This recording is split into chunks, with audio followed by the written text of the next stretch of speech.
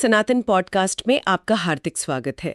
हम अपनी रामचरितमानस श्रृंखला को आगे बढ़ाएंगे। आज हम मानस के एक ऐसे प्रसंग पर चर्चा करने जा रहे हैं जो है तो बहुत छोटा, कुछ ही दोहों और चौपाइयों में सिमटा हुआ, लेकिन जिसका विस्तार और जिसकी जो गहराई है वो मन को स्तब्ध कर देती है।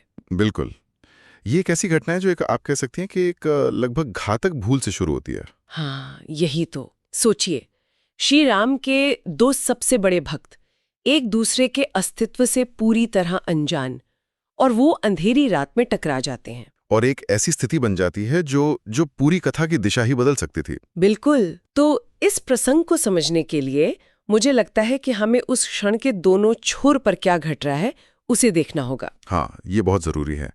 देखिए, एक तरफ है लंका, जहाँ युद्ध अपने चरम पर है, लक्ष्मण जी मूर्छित पड़े हैं और उनके प्राण बचाने का सिर्फ एक ही उपाय है, संजीवनी बूटी। हाँ, और हनुमान जी, वो तो जैसे काल से ही दौड़ लगा रहे हैं, पूरा का पूरा पर्वत लेकर आकाश मार्ग से भागे चले आ रहे हैं।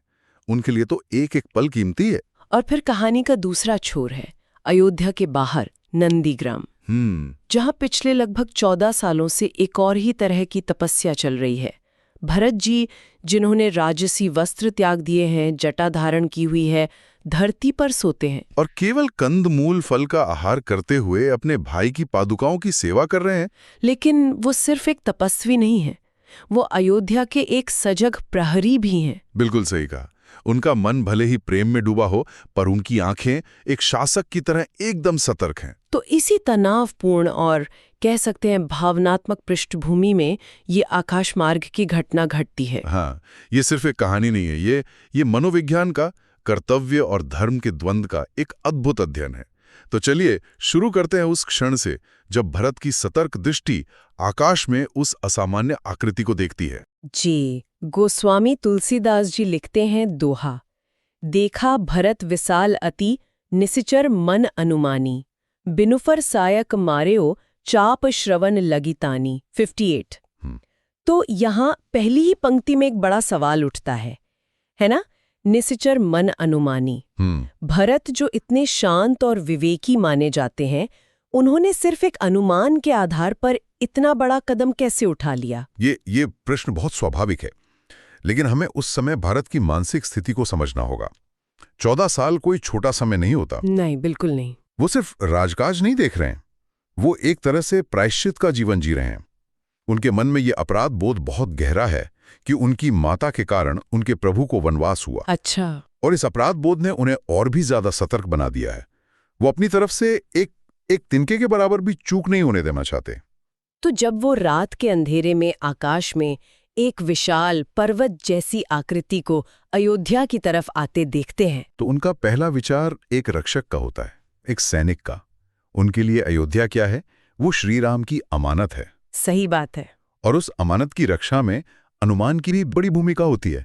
वहां आप हर चीज के पुष्ट होने का इंतजार नहीं कर सकते। और शायद इसीलिए उनका जो क्षत्रिय धर्म है वो तुरंत जागृत हो उठता है।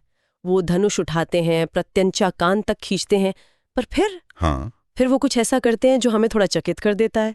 बिनु फर सायक मार्यो, उन्होंने बिना नोक का, मतलब बिना फल का बाण मारा। ये क्या दिखाता है? एक तरफ तो इतनी तीव्रता और दूसरी तरफ इतना संयम। यही तो भरत के चरित्र की सबसे बड़ी सुंदरता है। ये उनकी कार्यशैली है। अच्छा। एक शासक के तौर पर उनका पहला कर्तव्य है कि वो संभावित खतरे को रोकें, उसे निष्क्रिय करें। उनका उद्देश्य विनाश करना नहीं है। तो वो बाण एक चेतावनी जैसा था। बिल्कुल, एक चेतावनी, एक अवरोध। वो उस रहस्यमयी आकृति को नीचे उतारकर उसकी पहचान करना चाहते हैं। ये एक तरह की न्यूनतम बल प्रयोग की नीति है। वो मारना नहीं, जानना चाहते हैं। हाँ, मतलब एक ही क्रिया में हमें उनका क्षत्रिय धर्म भी दिखता है और उनका वैष्णव हृदय भी। हाँ, वो कठोर भी हैं और कोमल भी। इस एक बाण में ही एक पूरी रणनीति छिपी है। पर इस संयमित प्रहार का भी परिणाम तो तीव्र ही होना था। हाँ, क्योंकि उसे चलाने वाले भरत थे और जिस पर वो लगा वे हनुमान जी थे। आगे का जो दृश्य है वो हृदय विदीर्ण करने वाला है। चौपाई, परियो मुरुछ महिलागत सायक, सुमिरत राम राम रघुनायक, सुनि प्रिय वचन भरत तब धाय, कपि समीप अति आतुर आए। बाण लगते ही हनुमान जी मूर्छित होकर पृथ्वी पर गिर पड़ते हैं। पर यहाँ जो बात सबसे ज्यादा दिल को छू जाती है वो है सुमिरत राम राम रघुनायक। अचेतन अवस्था में, जब हमारा खुद पर कोई नियंत्रण नहीं होता, तब हमारे मुंह से वही निकलता है जो हमारे अंतर्मन में सबसे गहरा बसा होता है। बिल्कुल, ये उनकी भक्ति का स्वतः स्फूर्त प्रमाण है। ये कोई सचेत प्रयास नहीं है। नहीं। जैसे हमें सांस लेने के लिए सोचना नहीं पड़ता, वो हमारी एक सहज क्रिया है। हाँ, वैसे ही राम का नाम लेना हनुमान जी का सहज स्वभाव है। बिल्कुल। चेतना में भी राम, मूर्छा में भी राम। ये दिखाता है कि राम नाम उनकी आत्मा में अंकित है, वाह। सिर्फ स्मृति में नहीं। और यही राम नाम उस पूरी स्थिति को पलट देता है। हाँ, जैसे ही भरत के कानों में ये प्रिय वचन पड़ता है, हाँ।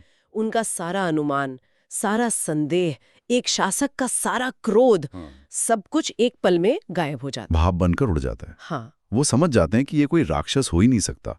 जो गिरते हुए भी रघुपति का नाम ले रहा है, वो तो कोई अपना ही है, कोई भक्ति है। ये एक अद्भुत क्षण है।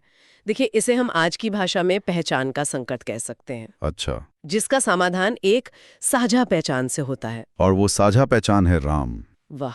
राम राम यहाँ सिर्फ एक मंत्र नहीं है, ये एक पहचान पत्र बन जाता है, एक पासवर्ड की तरह काम करता है। और जैसे ही भरत को ये पासवर्ड सुनाई देता है, वो अति आतुर, मतलब बहुत ही ज्यादा व्याकुलता और उतावली से उस वानर की तरफ दौड़ पड़ते हैं। बिल्कुल। एक पल पहले तक जो एक संभावित शत्रु था, अगले ही पल वो एक आत्मीय बन जाता है। और जब वो हनुमान जी के पास पहुंचते हैं तो उनका दुख वो और भी गहरा हो जाता है। चौपाई, बिकल बिलो की कीस उर लावा, जागत नहीं बहु भांति जगावा, मुख मलीन मन भय दुखारी, कहत बचन भरी लोचन बारी, जे ही बिधि राम बिमुख मोहि कीन्हा, ते ही पुनिह दारुण दुख दीन्हा। भरत जी का हनुमान जी को उठाकर सीने से लगा लेना, ये सिर्फ एक दया का भाव नहीं है, ये एक गहरा पश्चाताप है। हाँ, बिल्कुल। वो उन्हें जगाने की बहुत कोशिश करते हैं, पर हनुमान जी चेतना में नहीं आते। और तब उनके दुख का जो बांध टूटता है, वो सिर्फ इस एक घटना की वजह से नहीं है। ऐसा लगता है जैसे 14 सालों का दबा हुआ संताप बाहर आ रहा है। आपने बिल्कुल सही पकड़ा। ये जो पंक्ति है, यही विधि राम विमुख मोहि कीन्ना, तेहि पुनि यह दारुण दुख दीन्हा जी, ये इस पूरे प्रसंग की, आप कह सकती हैं, भावनात्मक धुरी है। भरत इस घटना को अपने दुर्भाग्य की एक और कड़ी के रूप में देख रहे हैं। मतलब वो खुद को कोस रहे। हाँ, वो कह रहे हैं कि जिस विधाता ने मुझे मेरे प्राण प्रिय भाई से अलग किया, उसी ने आज मुझसे ये दूसरा भयानक पाप भी करवा दिया। उन्हें लग रहा है कि वो शापित हैं। पहले उनकी माता के कारण राम को वनवास हुआ, और आज उनके अपने हाथों से राम के ही किसी भक्त को इतना कष्ट पहुंच गया। ये एक ऐसा अपराध बोध है जो उन्हें अंदर ही अंदर खाए जा रहा है। ये एक बहुत ही मानवीय प्रतिक्रिया है ना?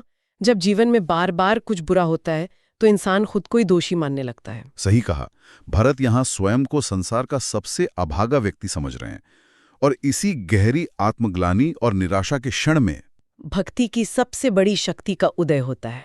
हाँ। जब सारे मानवीय प्रयास, सारी युक्तियां फेल हो जाती हैं, तब भक्त के पास सिर्फ एक ही संबल बचता है, उसकी अपनी भक्ति की सच्चाई। और भारत अब उसी का आवाहन करते हैं। वे एक ऐसी प्रतिज्ञा करते हैं जो साधारण प्रार्थना से कहीं बढ़कर है। चौपाई, जौ मोरे मन बच अरुकाया, प्रीति राम पद कमल अमाया, तो कपि होउ बिगत श्रम सूला, जो मोह पर रघुपति अनुकूला। ये अद्भुत है। बिल्कुल। भरत यहाँ कोई चमत्कार करने का दावा नहीं कर रहे हैं। वो कह रहे हैं, हे प्रभु, मैं नहीं जानता कि इस मानर को कैसे ठीक करूं। मेरे पास कोई संजीवनी नहीं है। मेरे पास केवल एक ही पूंजी है, आपके चरणों में मेरा प्रेम। और यदि वो प्रेम मन, वचन और कर्म से सच्चा है, निष्कपट है, तो उस प्रेम की लाज अब आपके हाथ में है। यदि आप मुझ पर सच में प्रसन्न हैं, तो उसका प्रमाण दीजिए और इस वानर को स्वस्थ कर दीजिए। ये भक्ति का चरम है। इसे भक्ति की सत्य क्रिया कहा जा सकता है। भरत अपनी पूरी जिंदगी की साधना को, अपनी निष्ठा को दांव पर लगा रहे हैं, अपनी भक्ति को ही कसौटी पर चढ़ा रहे हैं। हाँ। ये एक भक्त का अपने भगवान पर अटूट विश्वास है कि यदि मेरी भक्ति सच्ची है तो उसका प्रभाव अवश्य होगा, वो परिणाम उत्पन्न करेगी ही। मतलब ये भक्ति के विज्ञान जैसा है, एक सच्चा कारण और उसका एक निश्चित प्रभाव। बिल्कुल। वो प्रभु से कह रहे हैं कि मेरी भक्ति की परीक्षा लीजिए और उसका फल इस वानर को प्रदान कीजिए। और इस सच्ची, निष्कपट और हृदय से निकली पुकार का परिणाम वो तुरंत मिलता है। हाँ। चौपाई, सुनत बचन उठी बैठ कपीसा, कहीं जय जयती कोसलाधीसा। क्या दिव्य दृश्य है ना? जैसे ही भरत के वचन समाप्त होते हैं, हनुमान जी उठकर बैठ जाते हैं और चेतना में आते ही उनका पहला शब्द क्या होता है? कौशलपति श्री रामचंद्र जी की जय हो। कोई शिकायत नहीं, कोई प्रश्न नहीं कि मुझे बाण क्यों मारा, मैं कौन हूँ, तुम कौन हो, कुछ नहीं। चेतना में आते ही पहला काम प्रभु की जय जयकार। हनुमान जी का अंदाज ही निराला है। ये दिखाता है कि इन दोनों महान भक्तों की चेतना का केंद्र केवल और केवल श्री राम है। एक की भक्ति की शक्ति से दूसरा चेतना में आता है और चेतना में आते ही वो उसी प्रभु का गुणगान करता है जिसके प्रेम ने उसे जिलाया है। यहाँ व्यक्ति गौण है, केवल प्रभु ही मुख्य है। और हनुमान जी को स्वस्थ देखकर भरत का हृदय प्रेम और आनंद से भर जाता है।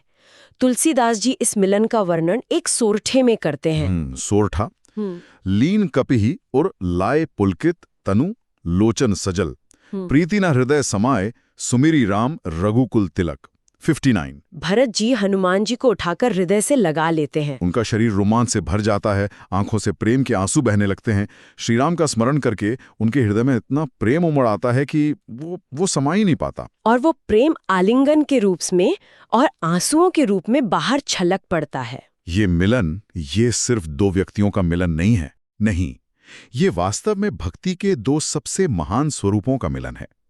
एक और है हनुमान जी, जो सेवा भक्ति के शिखर हैं। कर्म, बल, बुद्धि और पराक्रम से निरंतर प्रभु की सेवा में लगे हुए। और दूसरी ओर है भरत जी, जो प्रेम भक्ति की पराकाष्ठा हैं, विशेषकर विरह में, प्रतीक्षा में की जाने वाली तपस्यामयी भक्ति के। तो जब कर्म और प्रेम का ये मिलन होता है तो वहां आनंद और अश्रुओं की वर्षा होना स्वाभाविक ही है। सचमुच, एक छोटी सी भूल, एक अंधेरी रात का अनुमान, प्रभु के नाम की शक्ति और भक्तों के निर्मल प्रेम के कारण एक ऐसे अविस्मरणीय और दिव्य मिलन में बदल गया। बिल्कुल, ये प्रसंग हमें दिखाता है कि कैसे एक छोटी सी भ्रांति एक बड़ी अनहोनी बन सकती थी। लेकिन राम नाम और भक्तों के हृदय के सच्चे प्रेम ने उसे एक अद्भुत उत्सव में बदल दिया। और ये हमारे लिए भी एक बहुत गहरा संकेत देता है। ये सोचने वाली बात है ना? कि जब हमारे जीवन में ऐसी भ्रांतियां होती हैं, जब अच्छे और नेक इरादे वाले लोग अज्ञान के कारण आपस में टकरा जाते हैं, तो उसका समाधान तर्क वितर्क या अहंकार से नहीं होता। उसका समाधान किसी उच्चतर आदर्श के प्रति साझा समर्पण से होता है। हाँ, जैसे यहाँ राम नाम ने एक सेतु का काम किया, तो क्या हम अपने जीवन के मतभेदों में ऐसे किसी साझा आदर्श को, किसी ऊंचे लक्ष्य को खोज सकते हैं जो हमें हमारे अहंकार और हमारी भ्रांतियों से ऊपर उठाकर वापस जोड़ सके? तो हमें आशा है कि आपको हमारी आज की चर्चा पसंद आई होगी।